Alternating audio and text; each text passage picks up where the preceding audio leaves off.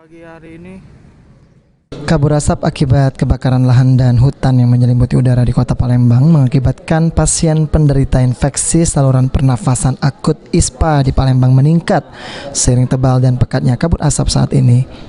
Kepala Dinas Kesehatan Kota Palembang Letizia mengungkapkan selama bulan Agustus dan September 2019 penderita ISPA mengalami peningkatan sebanyak 1.800 pasien di minggu pertama dan kedua di bulan September.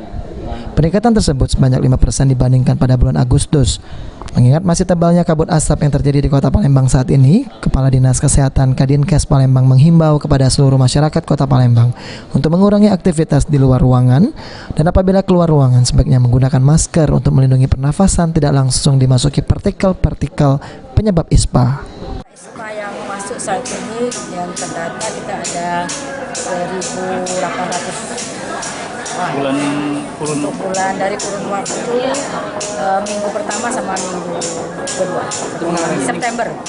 Jadi ada peningkatan dibandingkan data dari bulan Agustus, itu ada peningkatan berapa persen? Sekitar 5%. Heru Wahyudi, PAL TV.